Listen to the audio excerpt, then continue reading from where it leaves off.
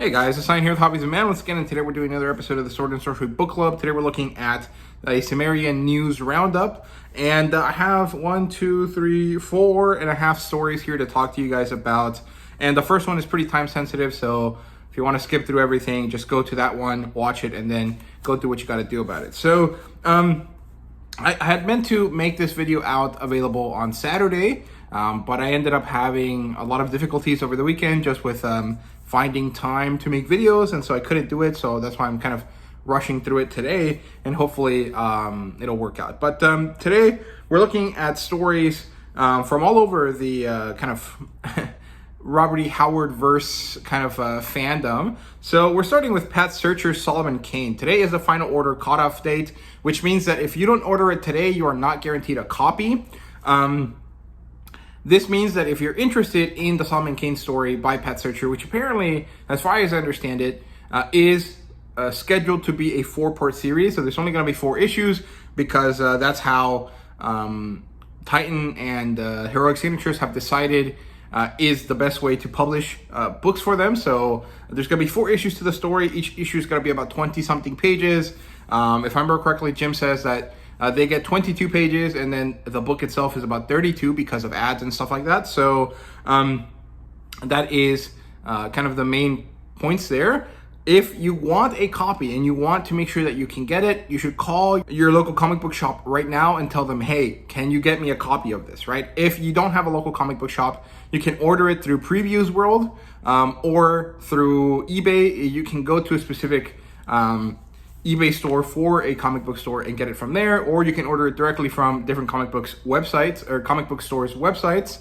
Midtown Comics is probably the best one for that. But I don't recommend that particularly because it's going to cost you quite a lot. And if it's not really, if you're only getting that issue, it's kind of not worth it, right? So I recommend you probably do your best to find a local comic book shop that can do that. And if you want more information about when things are coming out, I recommend you guys get an account on leagueofcomicgeeks.com. It's a page where you can find solicits, you can track your comic book collection, and you can kind of sync it up with your local comic book store, and they can use it to order your stuff, right? So I recommend you do that. So Pat Searcher Solomon Kane is, going to be ordered today or not at all, basically. So you should definitely rush off to do that. If you want to see what it looks like, I mean, just look at the way that the Pat Searcher stories for Solomon Kane look like in the Samurai Sword of Conan, but of course this time they're going to be in color, and there's about 5 pages that are out across the internet that you can look at. I'll show you one now. This is what it's going to look like more or less, and it seems pretty fun. It's pretty interesting. It's called the Serpent Ring. I don't know too much about it, but it is basically the return of Solomon Kane to normal comic books, and it's also kind of a story that's going to tie in with the Scourge of the Serpent, which is this year's Conan event, right? So last year's was Battle of the Blackstone. This year's going to be Scourge of the Serpent, and this is more or less the first storyline that ties into that. So you should definitely read through this. I'm sure that they're going to make it, special enough on its own that it doesn't have to be read alongside that stuff. But if you want to know everything possible for the Scourge of the Serpent, you should probably read this story, right? So that's really all there is to say about this. You can see an interview with Pat Searcher on dailydead.com. They have some pictures of the comic book in there as well, so that's pretty cool. Now, that's story number 1. Story number 2 here is that the Robert E. Howard Foundation Press has recently released its nominations for awards for different creators, and particularly for our space, the YouTube space. The Lotus Award is kind of what's important here, right? And 2 fellow YouTubers of mine have been nominated for awards. So Michael K. Vaughn over at the Robert E. Howard Show on his channel, Michael K. Vaughn, has been nominated for the Black Lotus Award for the web arts subdivision. And Stitch and Dogs has also been nominated. So you have to be a member of the Robert E. Howard Foundation Press in order to vote, which means that I'm not going to be able to vote, but I hope that either one of them win. I mean, it would be pretty cool if Stitch and Dogs won specifically, because I'm pretty sure he's going to be there this year at Robert E. Howard Days, but either one of them deserves it for sure. I mean, Michael K. Vaughn's Robert E. Howard Show gives you so much insight into the life of Robert E. Howard, and Stitch and Dogs just has such an amazing production value to his videos. And even though not necessarily all of them are about the life of Robert E. Howard and stuff like that, a lot of them have to do with the history involved around adaptations of his work, because he doesn't just talk about the current stuff, he talks about stuff that is similar or has been related to things that are coming out now in the past, right? And so I think that both of them deserve the nomination, and I, would like it if they were both able to win, but if they aren't, I hope that at least one of them does win that award, because they're competing with a few other people. So I hope, the YouTubers get a bit of representation there. So there really isn't too much to that. I think you can get you can sign up to be a part of the Robert E. Howard Foundation Press for about $10, I think is what it costs. I don't currently have a subscription, and I don't think I will have one by the time that voting is done, which is March 15th. So I probably won't be able to vote on this year's, the nominations, but I will probably do so next year, because I do want to become a member at some point. I just, I'm kind of juggling a lot of, expenses right now. So it's kind of hard to justify it, right? Related to that, but not exactly, specifically from Stitch and Dogs, he recently released a video where he talked about his nomination, but also where he talked about the new prints that have just arrived to some people across the world, right? So these prints were the ones that they were selling on the Conan Exiles website that were supposed to support firefighters and first responders for the LA fires, right? So that was earlier in the year. I didn't get a copy because I kept putting it off because I was trying to wait to get enough money to buy a bigger edition, and I just ended up not being able to, just because I let it pass by me, which is pretty disappointing. I actually really like how the print looks, and I was really looking forward to buying it, but I just couldn't gather the funds for the large print edition, which is pretty sucky, but it is what it is. But those have been starting to release, so if you ordered one, check your mailbox often. They'll eventually arrive, and hopefully they arrive in good condition, because sometimes it's kind of hard to do that. The one thing I do hope is that they maybe make that print a variation of that print available on the Titan the Conan website for sale, because one of the issues with the distribution of that was that it was through the Conan Exiles website, not through the Conan website, and that made it so that you had to pay a larger shipping price, which is one of the reasons why I personally didn't buy it. But I hope that they make a variation of that print available, and then kind of make a promise tied to that. So if you buy it, a portion of those proceeds going forward goes to some of those LA fire departments and stuff like that. I think that'd be pretty cool.